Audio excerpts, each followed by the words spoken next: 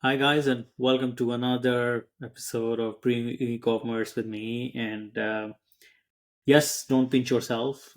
Somebody that you can see sharing, the stage with me is no one else other than Ankit.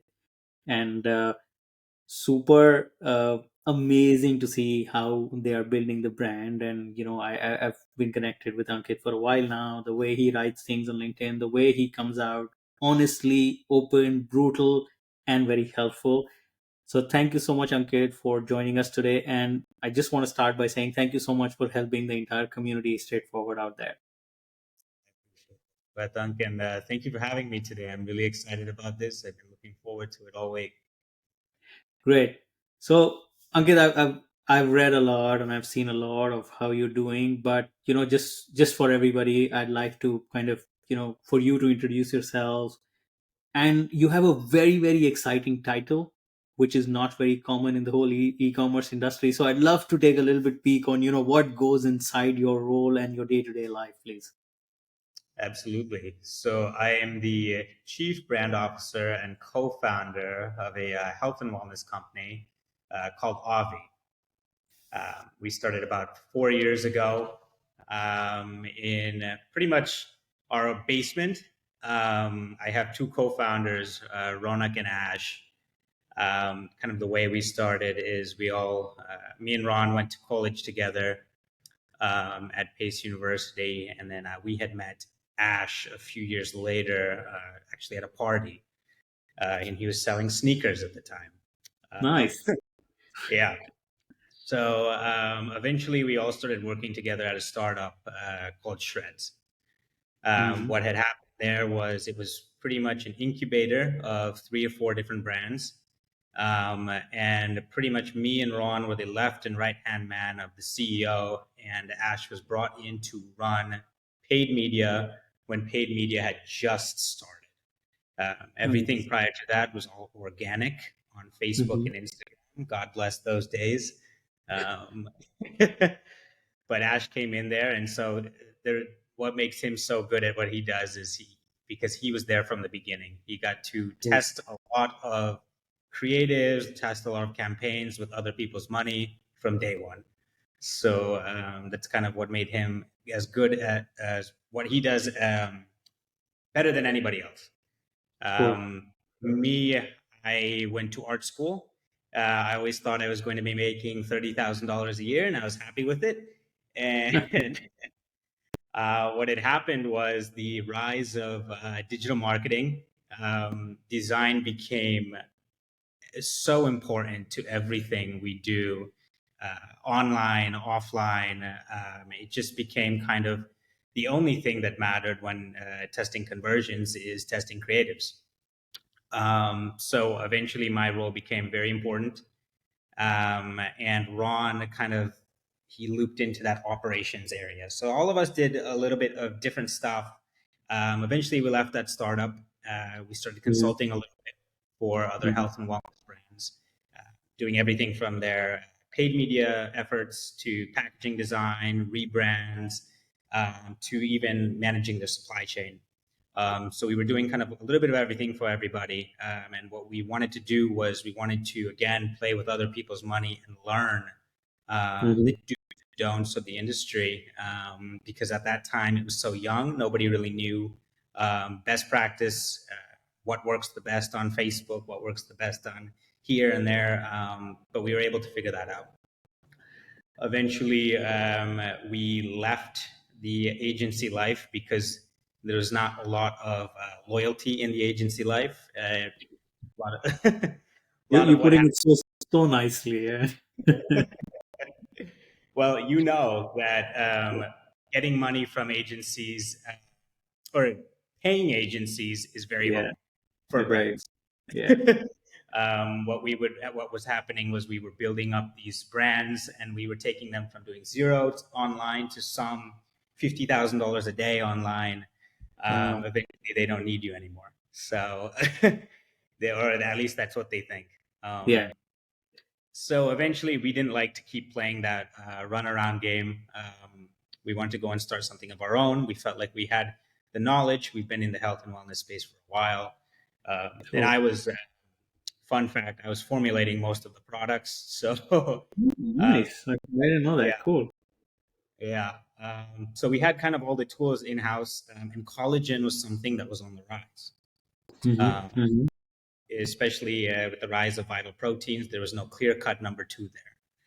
And we saw a industry problem, which was collagen was all unflavored and it was pretty gross to take. It did not taste good. Most people took it because they had to, and it was marketed towards an older demographic. We came in and pretty much changed that, paired the collagen with nostalgic flavors, and then marketed to women who are younger because not only does collagen stop being produced in your body at the age of 21, it's something that can be preventative if you start taking it early instead of waiting until you're old and gray to start taking it Yeah. and hoping that it helps you grow your hair back. But yeah, we started about 4 years ago. We scaled the company now to about $50 million. We've just entered retail, and yeah, that's where we are right now. Wow. Yeah, this is insane. Getting the kind of growth in 4 years, and yes, we're talking about when the digital world was the only window we had in the past couple of years back, etc. But this kind of run rate and this kind of scale is insane, Ankit, and kudos to all three of you. um, there's not a single post or the single content that you guys put out, there's so much to learn from it, from all three of you, so I can completely understand where it's coming from. Now, going back to, I think you nicely summarized that you saw the market had a gap. There was and then you did product innovation, which kind of, not just in the formulation side of things, etc.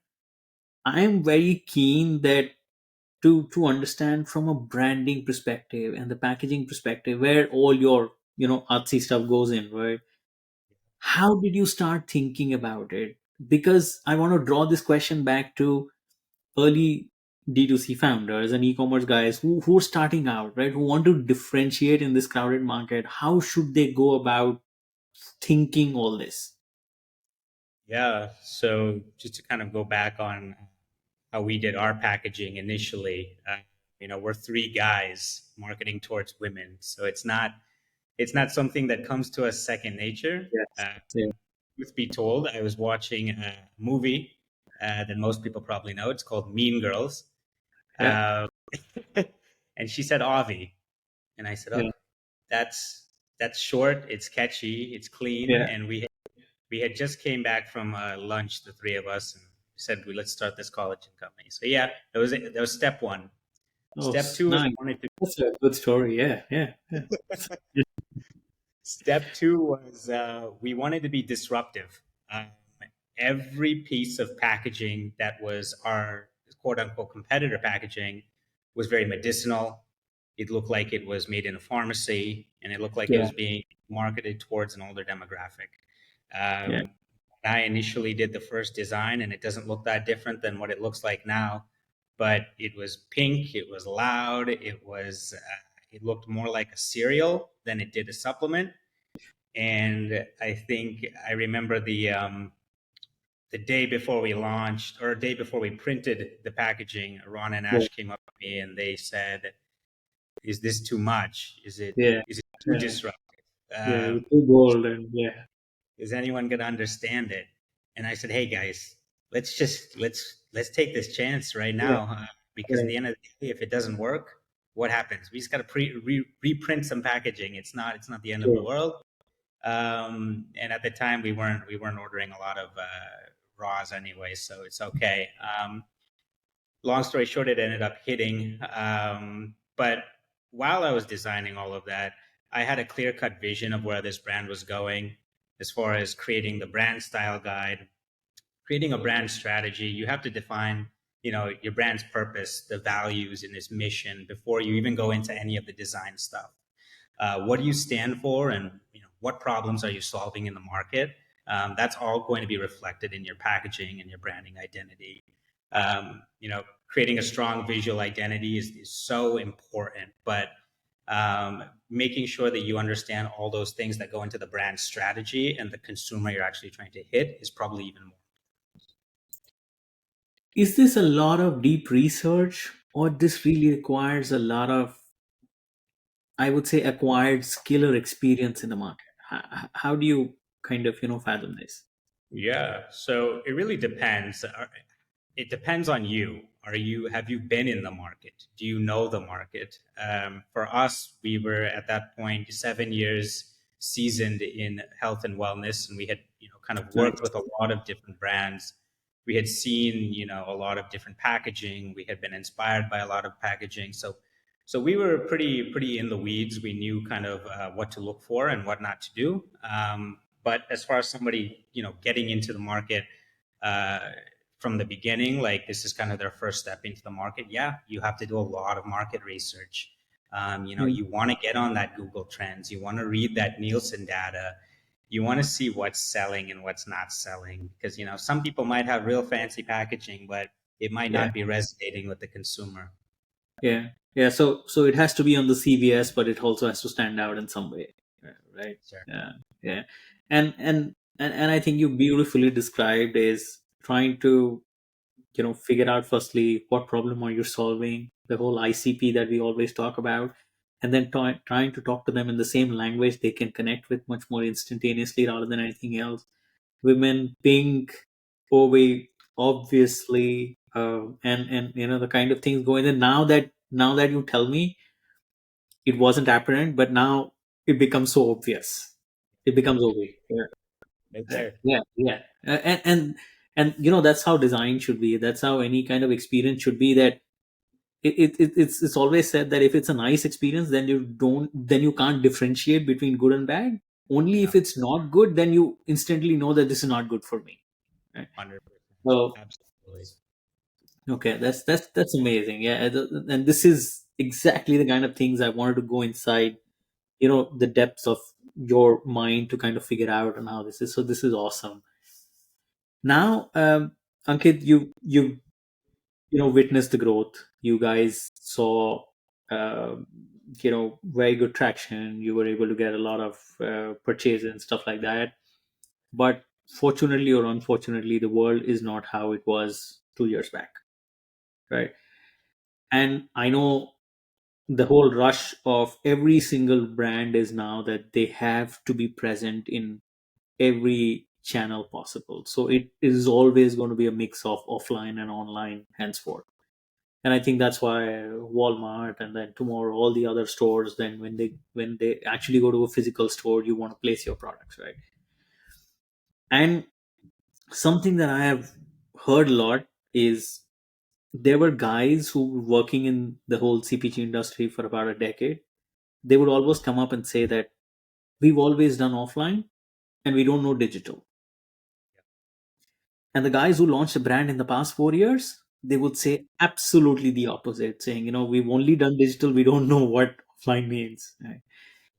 It's a steep learning curve for everybody, but that requires a very different thought process, right from packaging, branding, selling, strategy, etc.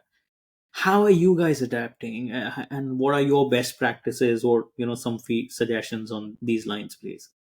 Yeah, to be completely honest with you, Shweta, we got into Vitamin Shop about 3 years ago, and I think we got in way too early, and it was a complete failure. Mhm. Um, the thing is, we didn't understand that marketing in retail is not the same thing as marketing online for your direct to consumer website. Our packaging was not retail shelf ready. And what I mean by that is, now, if you look at our packaging, our value props are on the front. Everything you need to know is on the front. Things are big. The hierarchy is better. We are almost guiding the consumer as far as where to look at on the packaging, what to see first, what to look at second. And when you're doing direct to consumer marketing, you have a product page that is going to say all that for you. Yeah, So it yeah, doesn't matter what your packaging. It could be the cleanest packaging in the world. It could have one word on it, but your absolutely. Yeah, lander and your product page, they're going to do the work for you. They'll do the heavy lifting. Unfortunately, in retail, that's not how it works. You have your packaging, and that's all you have. So one of the things we really fixed when we had this nationwide Walmart launch was the packaging. That was first and foremost. The other thing is, it's funny how you said, some people don't, they've never done online, and some people have Yeah. never done offline. Yeah. There's this whole world that I didn't even know existed of people who only do retail offline marketing. And Mm. we went to Bentonville, Arkansas, which is where the Walmart headquarters is, and every single person in that town works with Walmart, for Walmart, something to do with Walmart. It's Okay. Okay. there's about 100 marketing retail agencies there. They do no lick of online, just in-store retail. Uh, Insane. Okay. and it was like finding Atlantis, because it's this lost city that you didn't even know. This whole ecosystem exists, and us D2C guys don't even Yeah, I know never any. pay heed to this. Yeah. We have nothing. We don't know anything about it. And it's funny because when you talk to them, they don't know anything about us.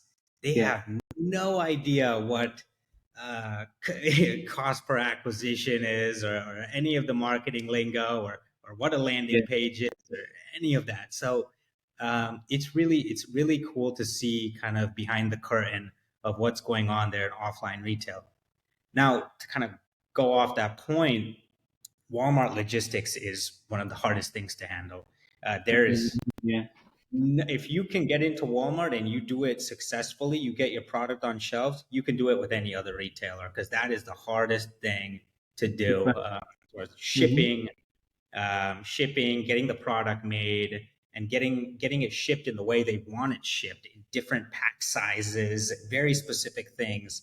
Um, that's one of the hardest challenges with Walmart. And for a lot of us D2C guys, we've never had to deal with any of that.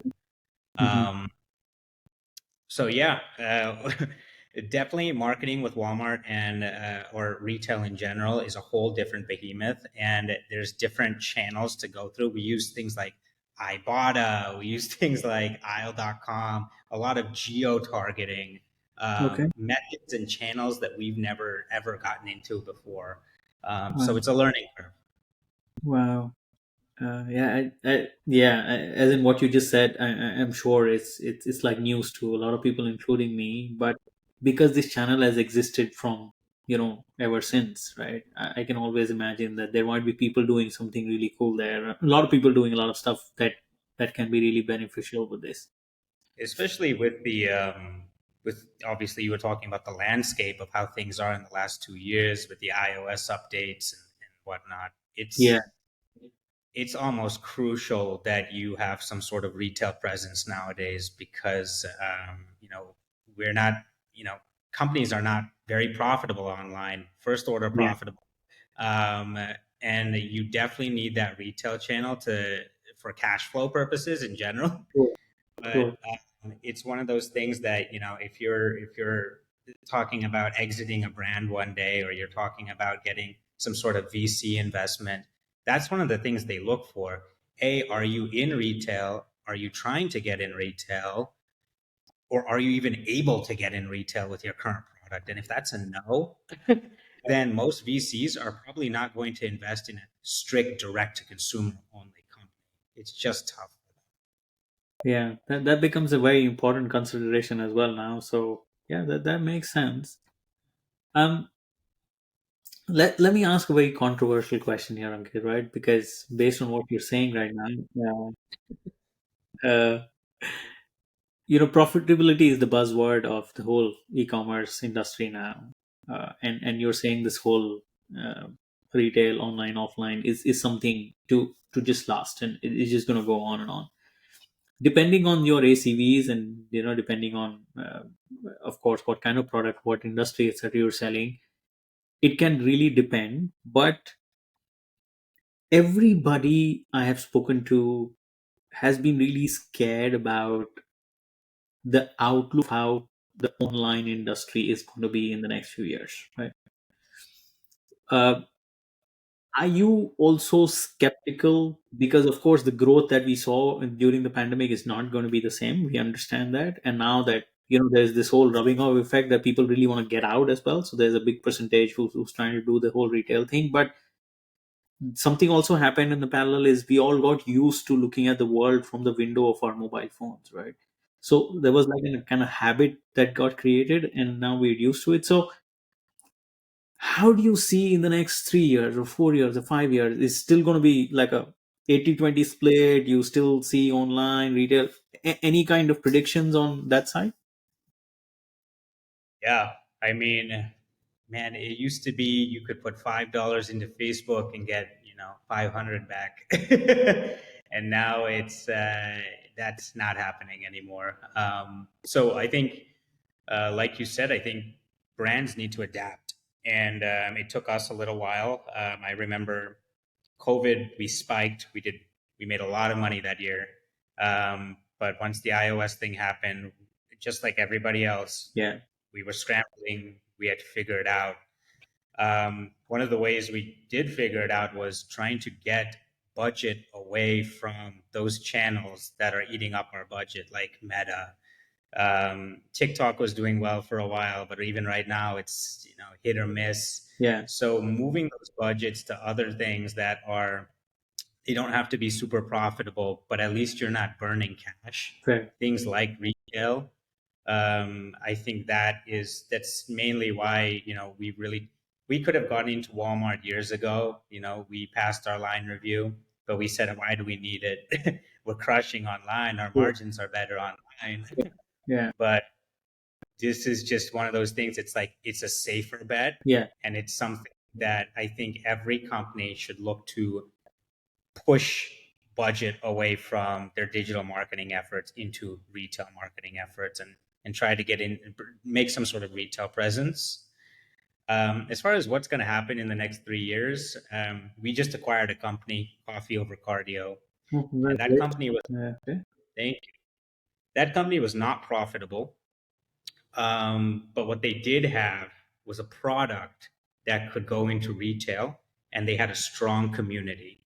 So I think what people need to do is they need to build their communities Yeah, and create brands with products that are able to go into retail, have the ability to go into retail. right. Now that we have connections in Walmart and all these other retailers, bringing other products and brands to them is much easier for us. Expanding product line stuff, right?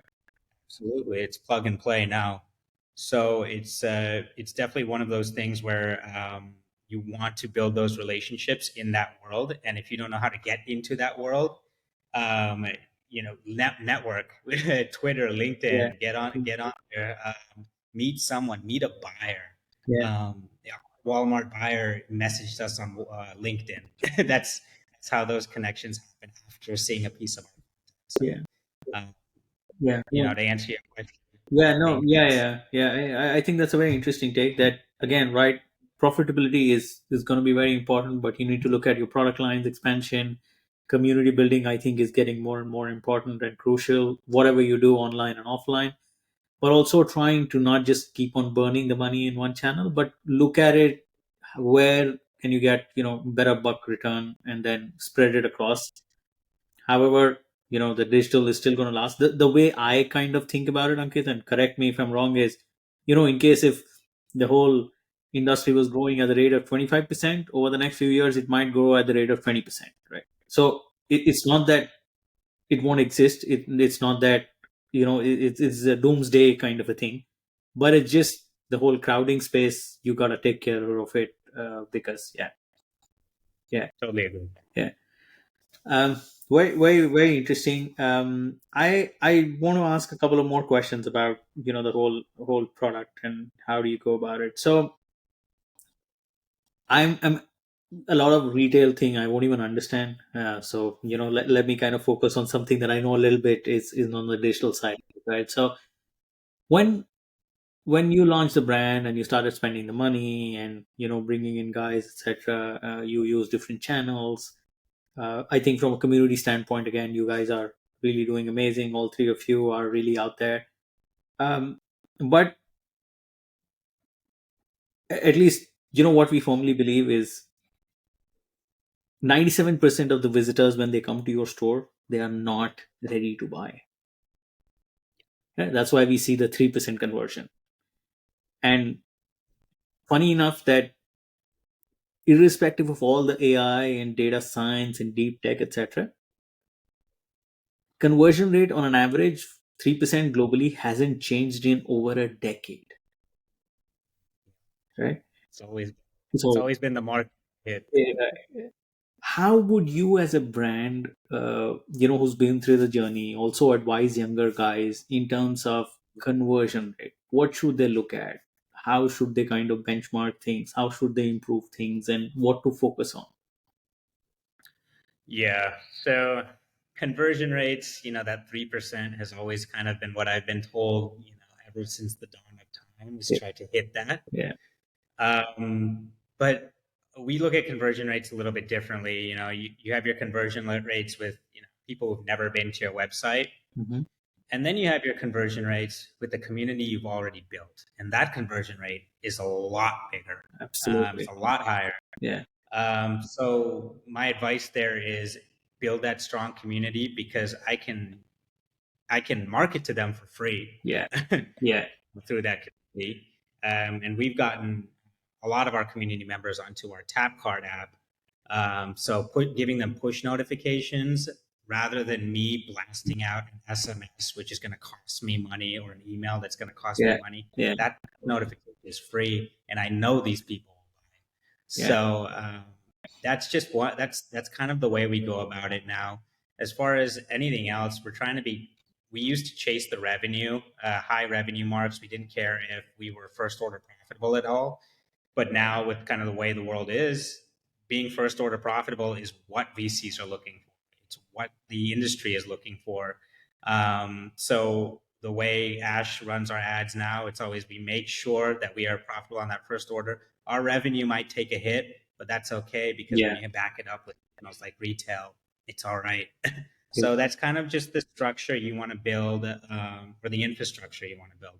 Super. And I'm glad you mentioned Tapcard, the friends from there who again focus a lot on personalization. So community and personalization over, because you have the data, you can do wonderful things with them. And there's sense of belonging, right? You know what it is rather than trying to sell them as a human rather than just a bot, in that way. And going further, okay, because this is the question that I think only you can answer, because we've done a lot of experiments with generative AI at Kuri, right? And the funny thing about generative AI is if it comes out nice, it's very creative and really cool. If it doesn't come out nice, that means the technology is crap. Right? That's just what it is. And also the second thing is very subjective. Is something that I might like, and something that you might just kind of detest saying, yeah. But AI is coming more into designs and everything more and more day to day. It has those effects operationally, cost wise, etc. How do you see AI impacting the whole e-commerce business, and especially your line of business, in the coming years? I think, and it's very controversial. I know a lot of designers who hate it and they're so against it, thinking it's going to steal their jobs. Me, I love generative AI and I love Mid Journey. Yeah, It's one of my big hobbies. So I think that AI is going to be a resource and a tool that, if used correctly, is going to change everything, especially things like um, packaging design. The way I get inspiration now. I was just on a beta call with somebody.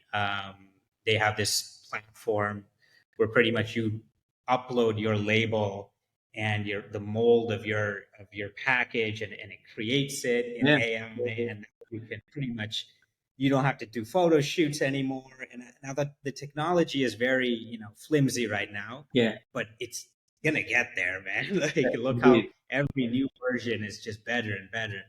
I think it's great. I think it's going to be great for the industry. It's not going to steal people's jobs. You need to adapt with what is going on. Hmm. So if I need to sit there and learn prompting, Yeah, I will sit there and learn prompting, just like I sat there and I learned every single software in the Creative Suite. So this is nothing different. This is new technology for creatives and designers out there. You have to learn it because it's coming. And if you don't, you're going to get left behind. And I think it's faster than people can imagine as well, right? So very, very wisely said. Yeah, adapt or die. Very, very simple as that. Great. Ankit, couple of more questions. My list can go on and on, but with the interest of time, I know. It's So fun. um, let me do this the other way. Is um, if I was starting a brand today, right? I'm perfectly in that 0 to 1 stage, and I've done my market research. I have a product. I have an ICP, etc. What are the three pieces of advice that you will give me? These are the three most critical things before I go to market and start selling online. Yeah. Three pieces of advice I would give you as an early stage brand would probably be, and this is in the realm of a brand guy, um, create a strong visual identity. You have to create a strong brand story. Why do you exist? What's your purpose? Yeah. And then at the end of the day, you just have to have a strong mission and values. If you have all those things from a brand perspective, you're ready to go to market. Now, those things can be improved upon later in the journey, and things are going to change. But you definitely need to have those things to go to market. Yeah. I think that is fantastic way you put it, Ankit, because I also firmly believe in, given the market, given the unlimited choices everybody has today, it's about what a brand stands for. If that connects with me, only then I'll give them my timeshare and money, right? So Absolutely, you have to have that personal connection with whoever your target audience is, and it has to be an emotional connection. You need to be able to get that out of them, and your brand needs to be almost the ideal version of who they want to be. yeah, That's how I kind of see it. and of course it's obvious. It's obvious. Yeah. So It's obvious. perfect. And as much as I'm enjoying this, Ankit, let me take it a notch up. Is now you have to tell us something that you've never told anybody. It should be a funny story. It should be something with the brand, something cool. Something that you're kind of bringing it out in the open for the first time in front of everybody. So let's go for it. Yeah. Okay, should I tell you a story? You want a Yes, short please. Yeah, story? yeah. A nice, exciting story would be great. Tell you about kind of when we were first starting. So when we were first starting Avi, we had this idea. I had a formula, but we didn't have any money. We had about $5,000 that was going to go towards building this brand and our first two initial products. Now that's not enough money to place a purchase order anywhere. Um, Thankfully, we had a connection who we used to work with at a manufacturer, and he begged that manufacturer to let these guys place a minimum purchase order Sure. because I believe in these guys. This Yeah. is going to be something big. What happened is we used, I think, whatever was left in our bank accounts to fly to Los Angeles Hmm. to meet the manufacturer. We stayed in a really small Airbnb in a really bad part of town, the three of us. Yeah. It was in one room. The three of us slept on mattresses with yellow stains on them. They didn't have any AC. So every night, every day, we would do our meetings in the daytime. Yeah. And then when we come back at night, we would pick up Pizza Hut Yeah. and we would pick a bottle of liquor. Yeah. And every day we would come back to that really dingy apartment Yeah. and we'd sit on the floor, set up our laptop to watch Netflix, the three of us on one laptop, and we would just drink and eat our pizza. And it sounds like a sad story, but Yeah. in the end, we ended up getting the deal with the manufacturer. And when you look back on it right now, those were the best times, man. Because we used to look at each other, and no matter how bad the situation was, we would always tell each other, it's not always going to be like Yeah. this. Yeah. We're going to make something. So that's a cool story that we don't really tell a lot of people. And that's an amazing story, Ankit. Thank you for sharing that with us because this is I love just the way you put it. It's not going to stay like this forever. Things are going to get better, and you have to start by these kind of things, and that's what builds it, right? Yeah. And where you guys have reached today is phenomenal. I personally look up to all three of you, and keep on looking at how you guys share. And trust me, I know so many of us who keeps on talking about your brand, the way you guys are building, and especially with the whole building in public kind of an approach, right? You share it all, saying, and yes, we're all part of the community in that way, and that's the whole purpose of this podcast is to bring your learnings. I personally and the community can gain from it. So thank you so much for your time. Really, really appreciate it. And we are all rooting for not just Walmart, but all the other stores that you guys are going to conquer soon. And yeah, looking forward to, just hearing more and more good news from you guys. Thank you. Thanks for having me on. It was a pleasure, man. Anytime. Perfect. Thank you, Ankit. Thanks, man. I'll see you. Thank you, Ankit.